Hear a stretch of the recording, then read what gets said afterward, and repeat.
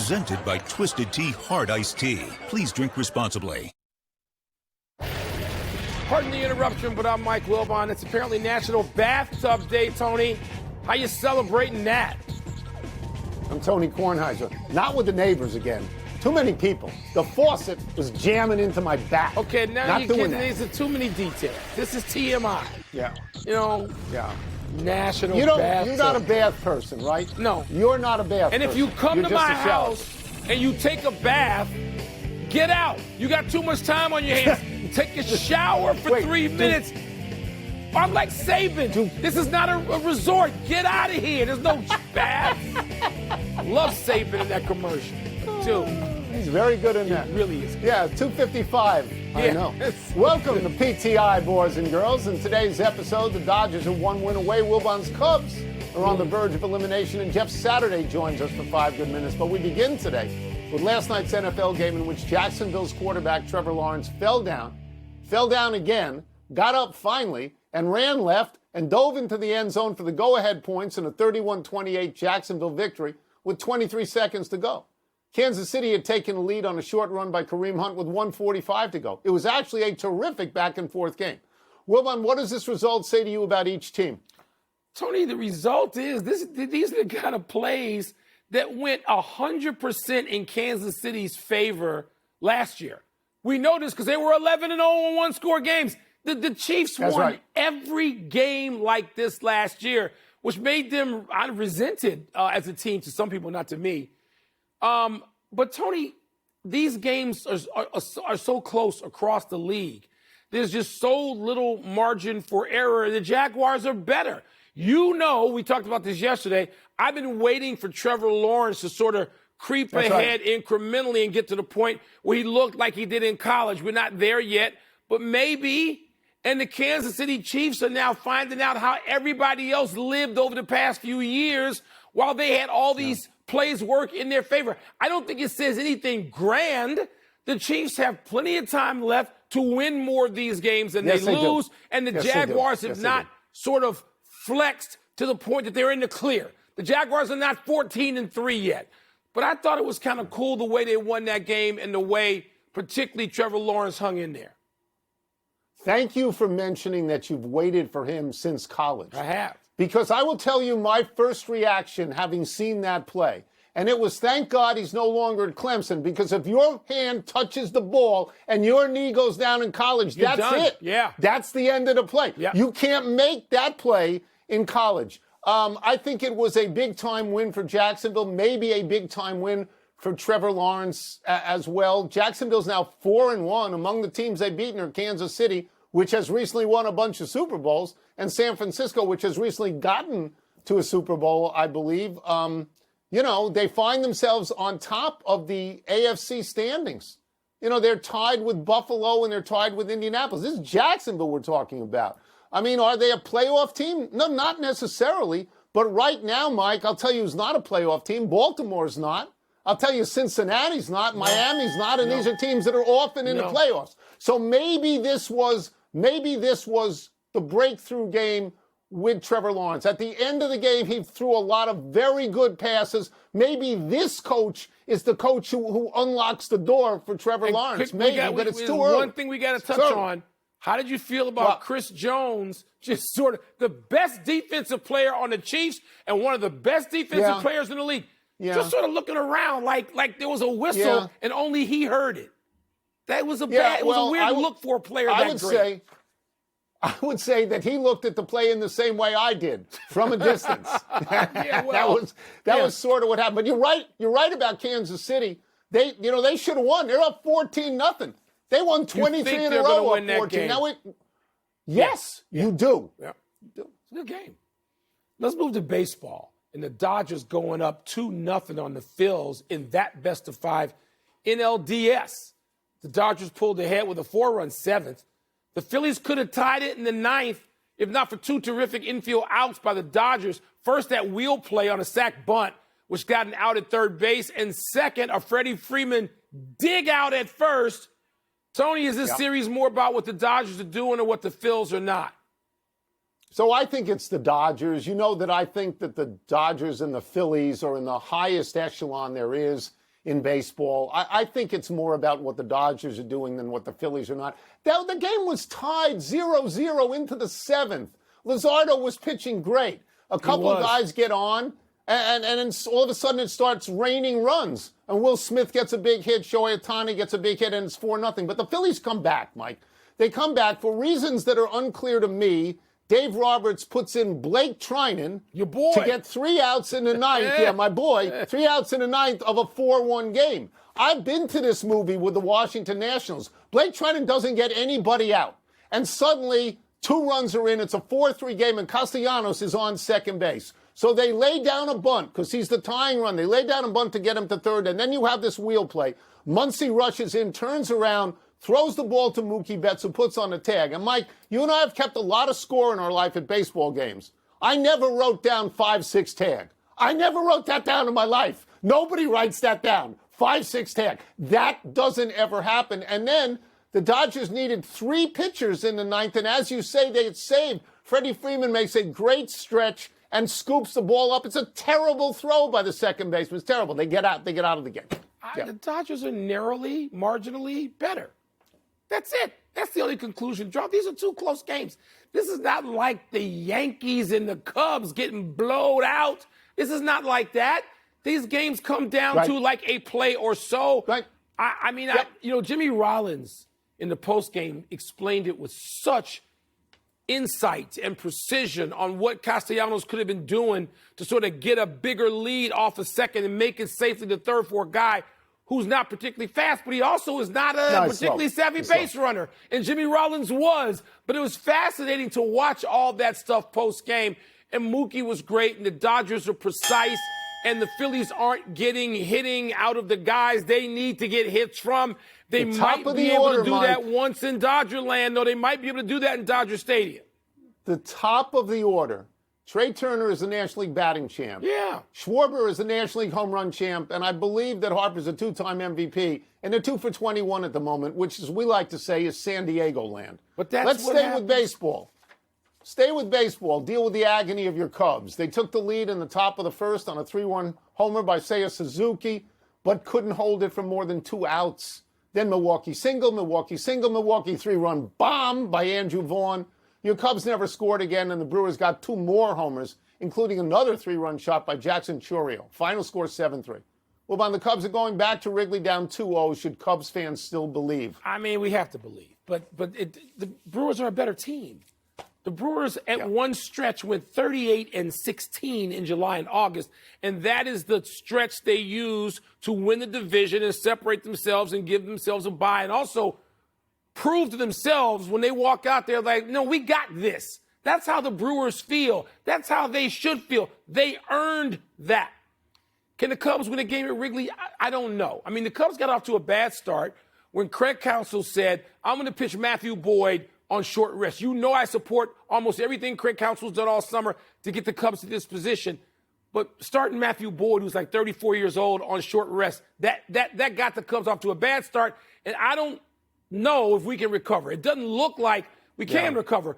But, Tony, the Brewers are the better team. They feel like it. They played those games at home. Sure. They didn't care that the Cubs got off to that start. And, by the way, the 2 teams were 7-7 in that ballpark, or against each other. I'm sorry, 7-7, but 3-3 in that ballpark going into that game last night. So it's not like they held a big edge, but the edge they have is all they need.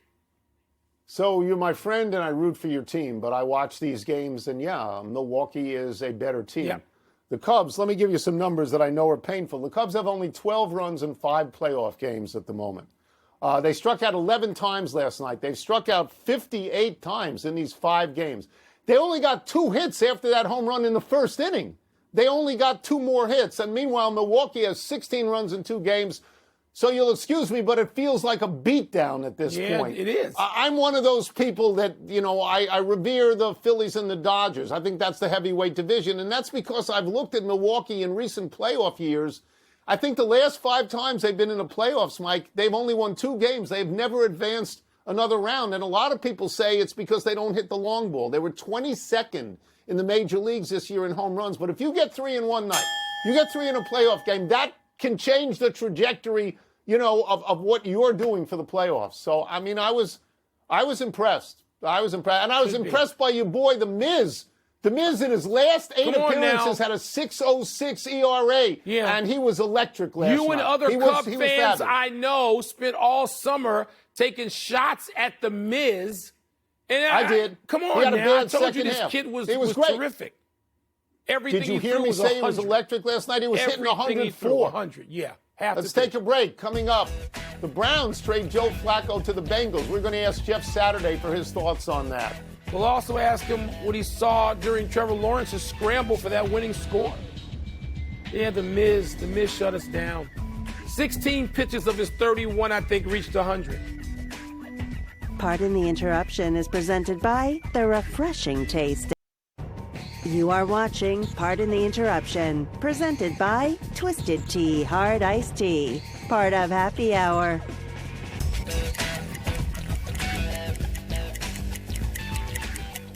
Time to dig into the NFL trenches with our great friend ESPN NFL analyst Jeff Saturday. Jeff, the Browns today, this afternoon, just traded Joe Flacco to the Bengals. That is a division rival. What does that say to you? It ain't good. It ain't good, fellas. It's like, hey, we no longer, this guy's no longer going to help us. We don't believe he's really going to help you. Otherwise, we wouldn't trade him to you, But as I looked at the trade, look, this is no slight to Joe Flacco because, he's had an incredible career and what he's done. But you're sending him to a team that Burrow's already been hurt, that Browning gets pressured all the time. Yeah, I'm not sure what the frustration is, if it's like from the receiving core or whatever it is. They just want somebody else change for change. But you got to protect the quarterback, especially a 40-plus-year-old. And I know you got Chase. I know you got Higgins. You better learn to 7-man protect so that he can get the ball off and throw those two guys. Otherwise, this thing could get ugly in a hurry. I'm so glad I'm so glad people are gushing over this trade, and Jeff is, as always, the voice of reason. Let's go to last night and Trevor Lawrence falling down on the ultimate play in that game. And, Jeff, when you see the reaction of the offensive linemen and defensive linemen, most of whom are on the ground, but when you look at the replay of that over and over, you focus first on what? Oh, the finish between the left guard and the tackle. So if you see Lawrence fall down and then get up and fall down again, as he's getting up, the guard comes over and peels and just blows up the defensive end who was trying to bull rush the tackle, knocks him clearly down, which honestly opens up a lane, because you heard Trevor talking about in this postgame, he was thinking about standing up and just throwing the ball away. But all of a sudden, it's like the parting of the Red Sea, right? And you see this thing open up, and here he goes running, and then you look on the other side. I didn't notice this during the play, but obviously this morning we broke it down on Get Up, but Chris Jones is in the middle of the field, doesn't even make an effort to run over. Yeah, just standing there. And so he literally can walk in the end zone and go score. I love to see the resiliency and the finish of the Jags, the way they finished that game in the offensive line, and obviously on a total fluke play. And so many opportunities for the Chiefs to put it away that they couldn't. But it's special because that was a massive win for the Jags, and to finish it that way is such a feather in the cap and such a confidence booster. A lot of respect for how they closed it out.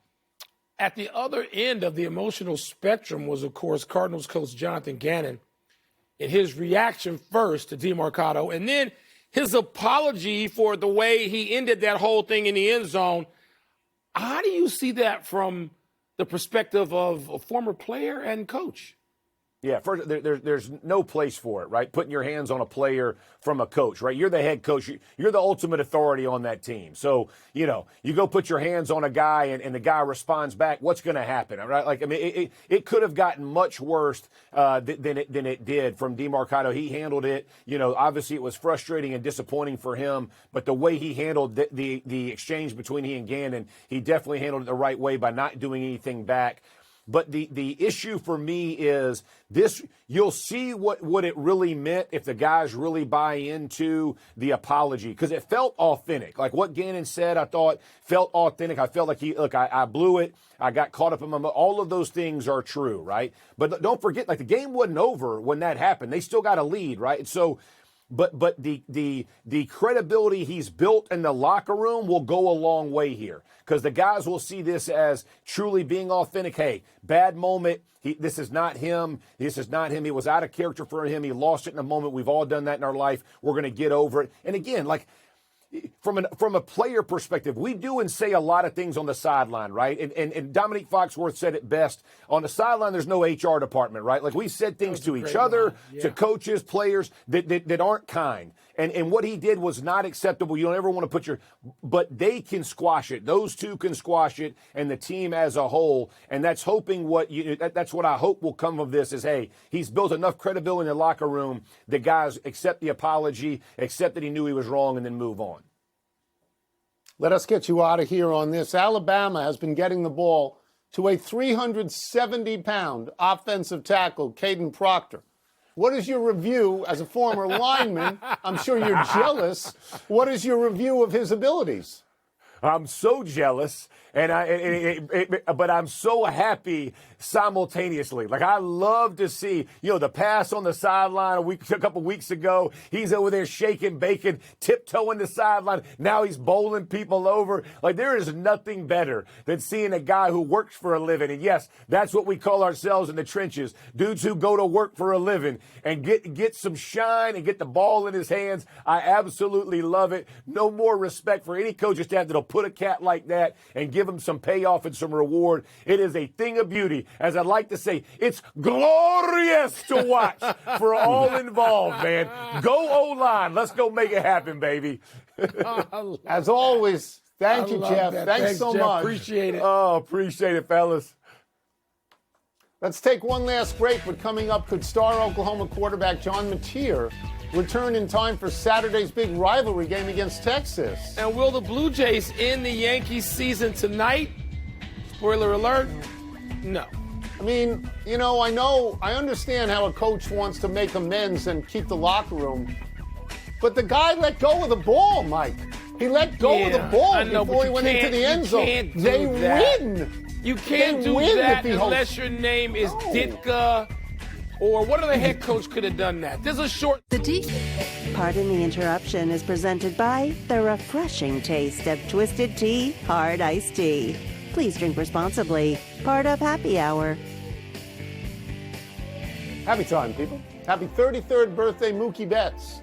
Betts is now the Dodgers' full-time shortstop after playing right field and second base during his tenure in Los Angeles. When he was in Boston, Betts was a full-time outfielder. Betts won the American League MVP for the Red Sox in 2018, then got traded inexplicably in what was reported to be a cost-cutting move in 2020. How crazy was that?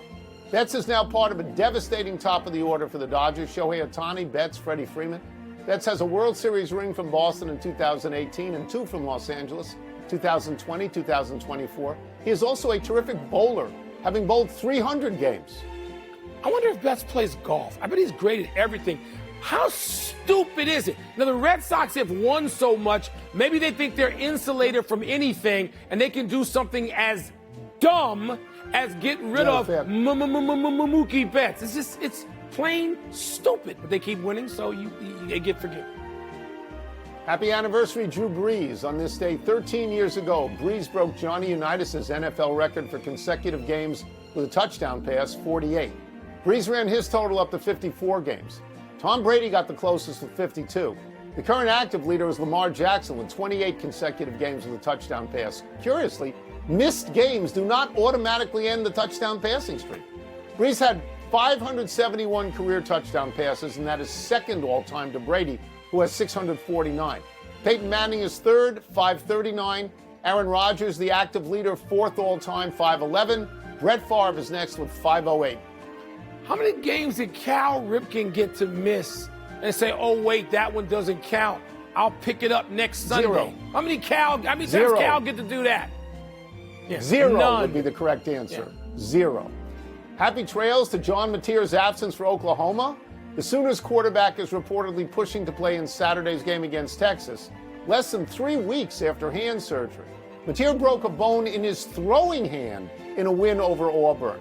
Mateer's been considered a leading candidate for the Heisman, but Oklahoma had a bye and then a romp over Kent State, so his absence has yet to hurt the 6th-ranked Sooners in the win-loss column. Remember when the Oklahoma-Texas game used to be like the third week? Yes. You could set your Yes, life early. by it. The third week of the college football season. It was such a great game, and you look forward to it so much. And now, just play it whenever. We'll see what happens. College football. One not everything is update. great. One update for you. Mookie Betts is reportedly a 10 handicap. See, there we have it. Yeah, Why don't you should've play him? known. Why don't you just go play him, see how you do? Let's go to the big finish. Let's do it. The NFL will reportedly fine Jerry Jones $250,000 for flipping off Jets fans on Sunday. Okay by you? I want this show. Here's what will be okay by me. This show should be a Jerry Jones free zone and show. Sometime, most of the week, if not all of it. Cooper Flagg scored 10 points in 14 minutes in his preseason debut against the Thunder. Were you impressed? It doesn't matter. Exhibition games, they just don't matter. When the regular season starts, wake me. I'll watch. The Bucks and Knicks reportedly had trade talks involving Giannis this summer. Does that make sense? Yes, it does make sense. And I told you the other day, Giannis is going to be gone before the end of this season. Somewhere, I don't know where, and it won't be the Knicks. Pens at Rangers tonight. Are you excited about that? It's the regular season. Yes, because of Sidney Crosby. Sidney Crosby, Evgeny Malkin, and Chris Letang are now going to play for a 20th season Man, together. they're old. Last one, will the Blue Jays close out the Yankees tonight? No. I've been telling you this for No? 2 days. No, the Yankees are going to come back and win tonight, and this series is going to get some drama to it. Count on it. Book it. Rodon is going tonight. We'll see if it works out. We're out of time. Try and do better the next time. I'm Tony Kornheimer. I'm Mike. And now, your sports. Will the Cubs win Game 3?